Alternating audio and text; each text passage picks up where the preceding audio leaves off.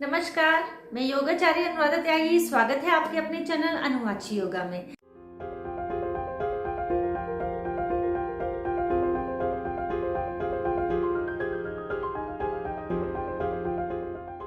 आज हम बात करेंगे गठिया के लिए कि गठिया क्या होता है।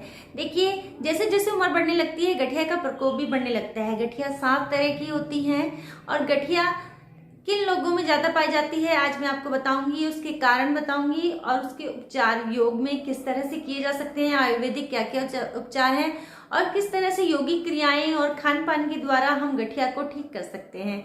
आज की वीडियो इसी विषय पर है, तो इस वीडियो को पूरा देखिएगा, कहीं से भी स्किप मत कीजिएगा, क्योंकि बीच बीच में मैं ऐसे पॉइंट बता के आपको चलूंगी जो बहुत ही इंपॉर्टेंट हैं।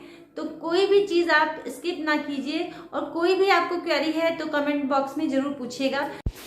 जब हड्डियों के जोड़ों में यूरिक एसिड इकट्ठा हो जाता है तो वह गठिया का रूप ले लेता है। यूरिक एसिड कई तरह के आहारों से बनता है। उम्र के साथ साथ गठिया का प्रकोप भी बढ़ने लगता है। गठिया में जोड़ों में दर्द, सूजन व चलने फिरने में बहुत परेशानी होती है। हमें डॉक्टर की दवाइयों के साथ साथ गठिया के असर को कम करने के लिए कुछ आसन भी करने चाहिए जो बहुत ही ज़रूरी हैं, जिससे गठिया का दर्द से आप राहत पा सकते हैं। गठिया 7 तरह की होती है। हम कुछ व्यायाम बता रहे हैं जो आप करें तो आपके जोड़ों के दर्द को आराम मिलेगा। सबसे पहले करेंगे सुखासन। इसके लिए ज़मीन पर चटाई बिछाकर पालथी मारकर बैठ जाइए।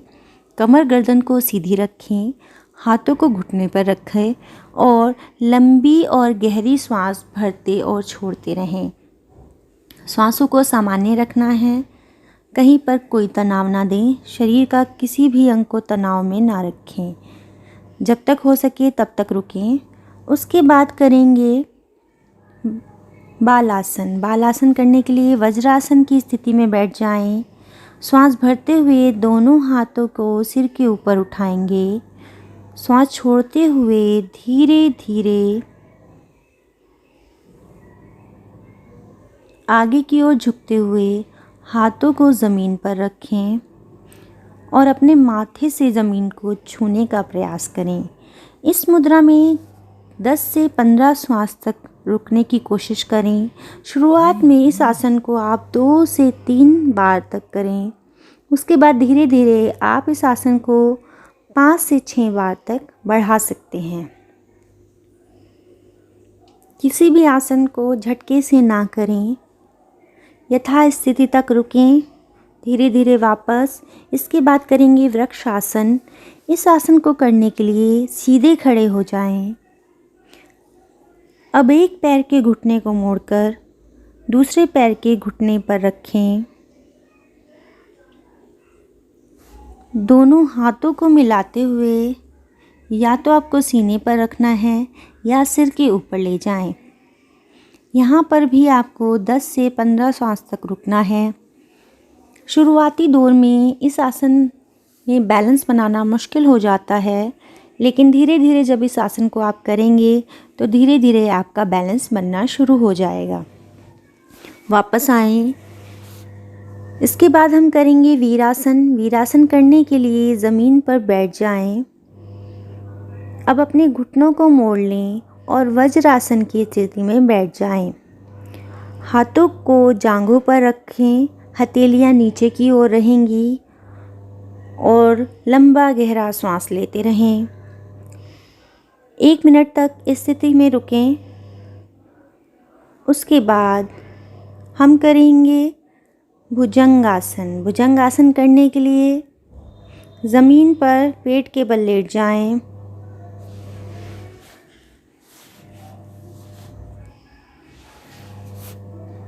यहाँ पर भी आप धीरे धीरे ही करेंगे। ज़मीन पर लेटने के बाद दोनों हाथों को अपने शरीर से लगाएं। माथे को ज़मीन पर लगाने का प्रयास करें। कोहनी से मोड़ते हुए दोनों हाथों को कंधे के बराबर में रखें।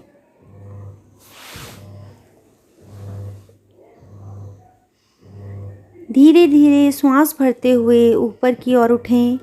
नाभि तक अपने शरीर के हिस्से को उठाएं और नज़र आसमान की ओर रखें। श्वास सामान्य, जहाँ तक हो सके वहाँ तक रुकें।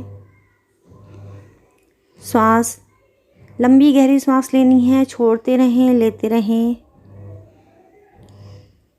धीरे धीरे वापस आएंगे और उसी स्थिति में लेट जाएं। इसके बाद आपको सूक्ष्म व्यायाम भी करने बहुत ज़रूरी हैं। हमने इसके बाद वीडियो में सूक्ष्म व्यायाम करना सिखाया है, उसको आप ज़रूर करें। वो भी जोड़ों के दर्द के लिए बहुत ही अच्छा और उपयोगी उपाय है, तो सूक्ष्म व्यायाम भी आप ज़रूर करें। इसके बाद बात करते हैं खाने पीने की। तो किन चीज़ों से यूरिक एसिड बढ़ता है? तो जितनी भी दालें हैं, प्रोटीन युक्त जितना भी खाना है, राजमा, छोले, उड़द, इस तरह के खाने से हमारे शरीर में यूरिक एसिड की मात्रा बढ़ जाती है। तो इस तरह का खाना ना खाएं। और बाहर का जितना भी फास्ट फूड है, तला भुना, चटपटा, बासी, खट्टा, बिल्कुल ना खाएं।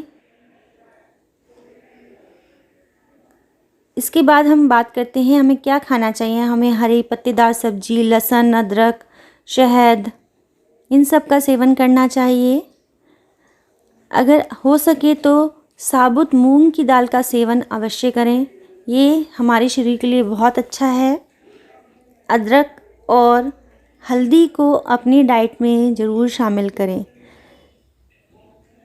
जहाँ तक हो सके प्रयास करें कि रात को सोते समय आधा चम्मच हल्दी को गर्म दूध में डालकर ज़रूर पिएं।